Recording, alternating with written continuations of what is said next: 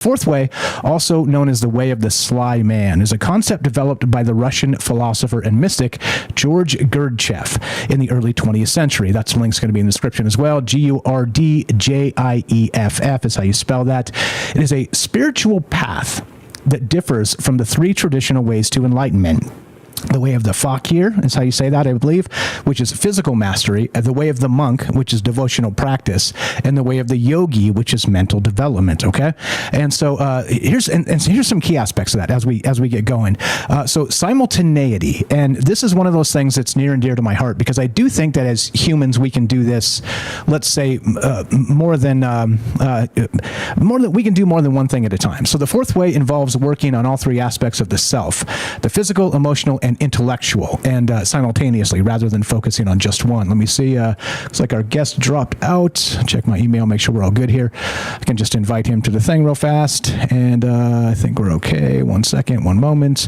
Yeah. Okay. So there we go. Yeah. That's where we begin tonight with this, the fourth way, and it's enlightenment. It's another way to find and chase enlightenment, and I love how it kind of matches into a lot of the things that we're talking about here. So physical, emotional, and intellectual, and working on these three aspects simultaneously rather than one specific thing. Here you go. I'm going to invite fourth way up here. There we go. I'm going to just 1 second, just in case he's ready. Whenever he's ready, welcome to come on in. Let's see. Let me do it. How do I do this? Let's see. One moment, please. One moment, please. Going to, let's see, click that. And did they move? I think they moved this stuff around. Oh, there we go. Invite to speak. Okay, there you go.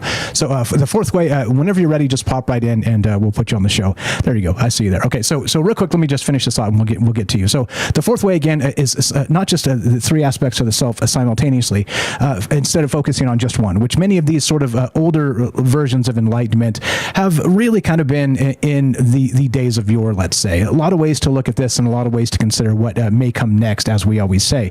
But I do think in the modern era, and I've talked about this quite a lot in the past on these shows we've done, is we are very much missing something in the modern times with the mass media, sort of the doom effect, and all this stuff, the mind control that's happening in MK Ultra for the masses, as we've said. But I think there's a way around this, as usual, and per typically, and per the ideas that we've kind of kicked around in that cosmic soccer ball aspect that I'm always talking about. It is controlling your own mind, or somebody else will, as part of it. So anyway, that's what's on my mind tonight. All right, there we go. All right, so we'll take the call in just a second. But anyway, so the fourth way, Gurdjieff's fourth way, is again a path to enlightenment, but it's again simultaneity. There's a lot of aspects to this, and it is resonant in the modern times, because of course we're dealing with control mechanisms all the time through this mass media, as I described there, as we always talk about as a part of these shows here. But specifically, the memes to me is they say, if you go back to what's the actual quote here, a picture paints 1,000 words. A picture is worth 1,000 words, something to that effect, right? Well, this is exactly what's happening with this meme magic, and you can say just so many things with just a very simplified meme, and push it out there, and these things go viral, as many of us know. We've kind of been sharing these. We've got a meme section in our actual the Discord. If you guys haven't joined that, troubledminds.org, click the Discord link. Just trying to get our guest on here through the telephone. But yeah, so amazing stuff, like all the way through. Here's another one. This is from 3 hours ago. It's 1984. I buy tickets to see Ghostbusters and Dune. It's 2021. I buy tickets to see Ghostbusters and Dune. It's 2024. I buy tickets to see Ghostbusters and Dune. It says processing audio. So let's try this, and we'll go to see if we can get the fourth way on here. Test 1 2. Can you hear me? Yes, I can hear you. Nice. Welcome to Troubled Minds. We hear you just fine. Thanks for being flexible and popping around and getting your audio fixed. Welcome. I'm a big fan of your not just your YouTube channel, but your memes, as I was saying, and your Twitter account, Twitter X account. So please give the man a follow. I know you're trying to remain anonymous for professional reasons. Is there something we can call you, or is fourth good enough? Yeah, fourth way. Yeah, whatever you want to call me is fine. Yeah, I don't mind any name you want to call me. Okay, awesome. So I was just, as you heard most of this, I was just introducing, very crudely, by the way, as you probably noticed, the Gurdjieff and the idea of enlightenment. Anything to add to what I said there, or welcome to the joint. Thank you again for being on the show, and thank you for dealing with me and setting all this up, and thanks for inspiring the hell out of me. Welcome. What's on your mind tonight? Go right ahead. Yeah, thank you so much.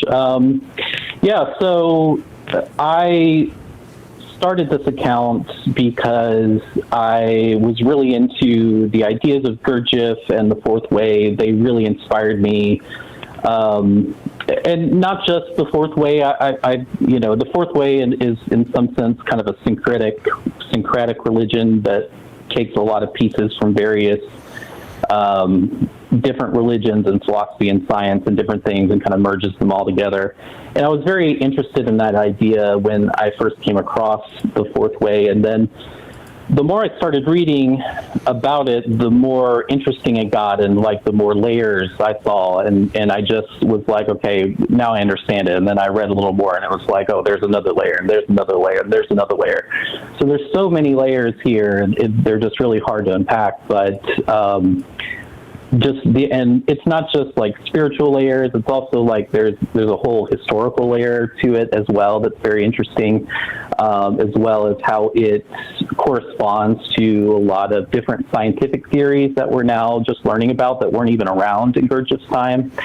And some things like the theory of relativity were like just brand new, and he already had that in his philosophy as well. So there's just so many different threads of different rabbit trails we could go down. But my interest in the fourth way was to, it's a little more esoteric. It's not everyone kind of is super familiar with it unless you're like really deep into like esoteric philosophy. So I wanted to bring the fourth way out in a way that was a little more engaging. There's been a lot of books written about it, but I wanted to do something that would bring out, some of the more resonant ideas and, kind of update them for modern times. And that's, partially what my account is about.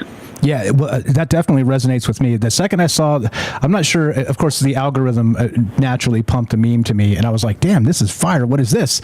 And it just kept doing it, pumping more and more of your memes to me, and I was like, holy crap, this is amazing. So I go check out your account and start scrolling through, and you are next level. Do you make most of the memes, or are you just aggregating them? How do you do this? Because I've been... Go ahead, sorry. Yeah, no, good question. It's a mix. I would say, maybe like 50% or something.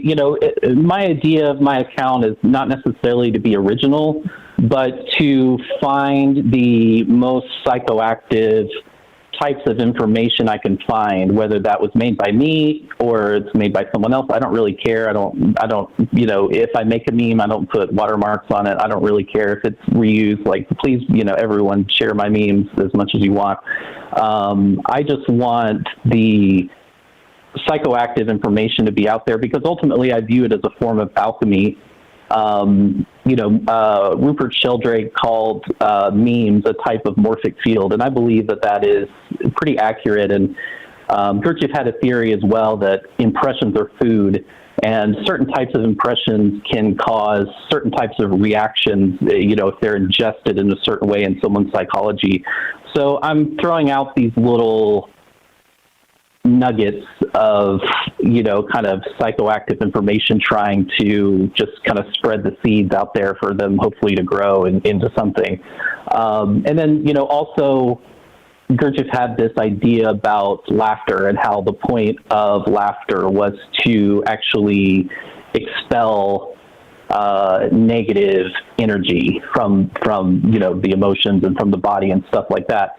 So in my, that's the second thing I'm trying to do is like infuse it with a bit of humor, but, also kind of go into some darker places with humor that, maybe you wouldn't go without the humor, but the humor aspect of it kind of resonates and helps you deal with that dark thing in a way that helps kind of expel the energy in a certain way. So that's kind of the goal with some of the memes that I post and some of the ideas, is just to kind of get this information out there, and just hopefully it does something once it's out there.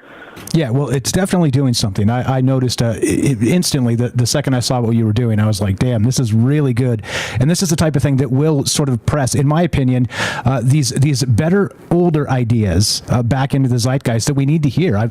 Oddly enough, I've been not really, let's say, super deep dive into all the philosophers or anything, but I've been doing this show nearly 6 years, coming up in April, and I've never heard of Gurdjieff, which is bizarre to me, because we've done a lot of them. We've done a lot of the weird stuff, starting with Charles Fort and kind of branching off into all these really, really bizarre esoteric ideas, and Manly P. Hall, and just a whole bunch of other things. But this in particular, to me, was like, okay, wow, this is not only is it sort of a path to enlightenment, but beyond that, it's sort of without, let's say, ritual. It is a very singular sort of thing, a very personal sort of thing. So it's sort of like, let's say, enlightenment without religion itself. And even in your, not in your latest video, the one previous, do go check that out, guys. Links in the description down below.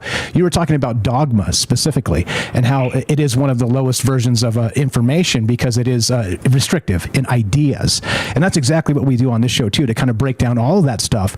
Again, folklore, Carl Jung, Joseph Campbell, and the human experience, and learn what this means for the future. But this guy, it seems like, again, I'm sorry I missed this for so long. It seems like he was locked into this a long time ago. Yeah, absolutely. Yeah, he was. And what's really interesting to me about Gurdjieff's story is, and there's a lot about Gurdjieff's past that is kind of very mysterious, but if you believe kind of the things that he says about his own past, he, to me, is kind of almost a mythological figure himself, because he comes from this very long lineage of, his father was a storyteller that was handed down all of these songs and stories from like many hundreds or probably thousands of years in the past, and they were just handing it down from father to son. And Gurdjieff's father was kind of the last of a long line of these people. And he goes and he eventually, in like the late 1800s, they discover the tablets of Gilgamesh, and Gurdjieff realizes that story, the Epic of Gilgamesh, which is a flood myth, kind of like the Noah myth, was the same myth as something that had been handed down to his father. And so Gurdjieff he kind of takes that information, he goes on a mission to find as many of these ancient sources of wisdom as possible. And so he is, and if you believe in something like, I'm sure you're familiar with Graham Hancock and his, kind of view that there was an ancient civilization pre-Egypt.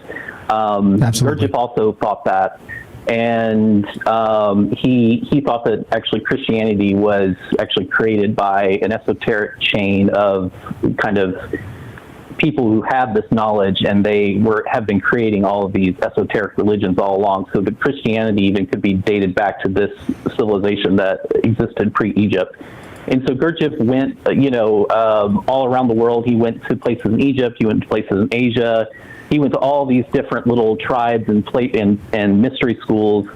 And so then when he appears in, the early 1900s to people like Ouspensky and Orage and all these very interesting people who are at the very forefront of the intelligentsia at the time, these people who are extremely intellectual and well connected, and in New York and London, and just kind of the brightest minds of the world at the time.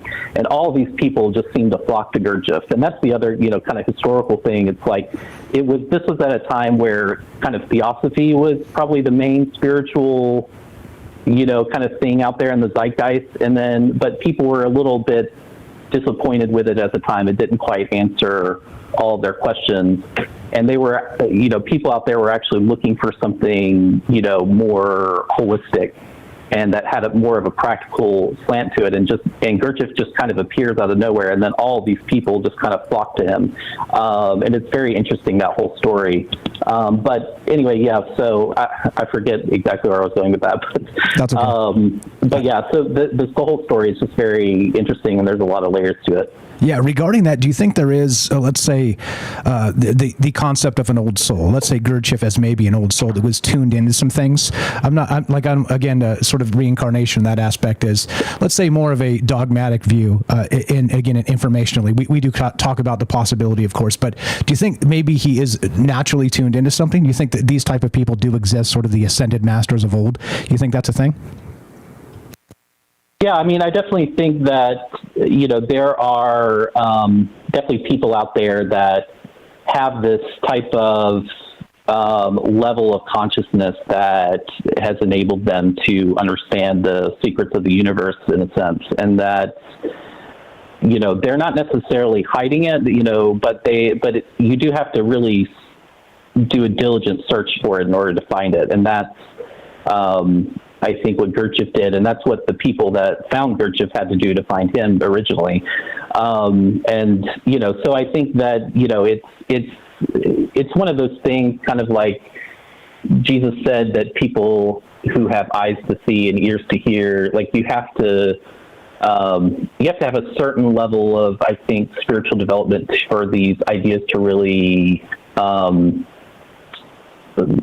kind of resonate for you in a certain sense, or for you to be able to find these types of information.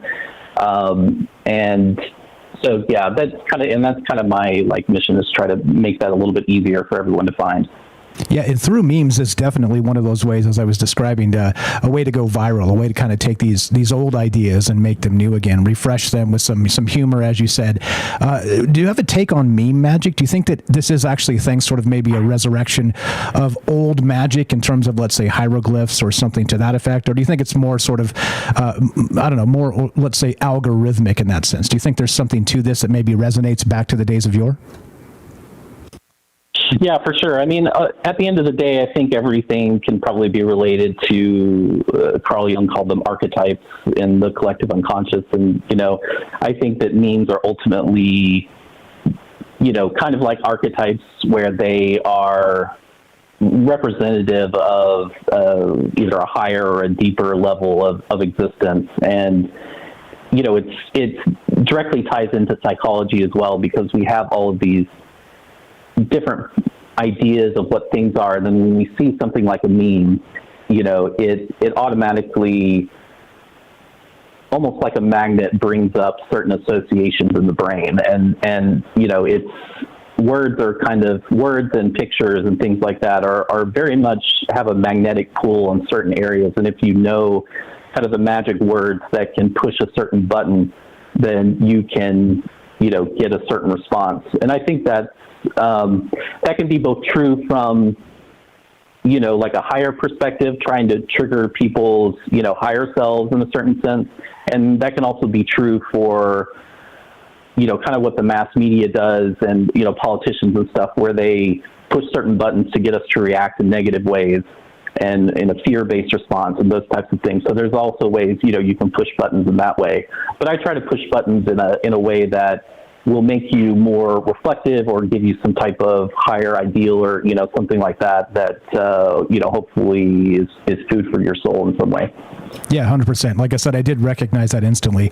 One of the things that turns me off the most when you're dealing with the digital world and social media and this is just a negative people. And you certainly are not that with your ideas. Some of the ideas are a little schizo, let's say, and that's a word you used.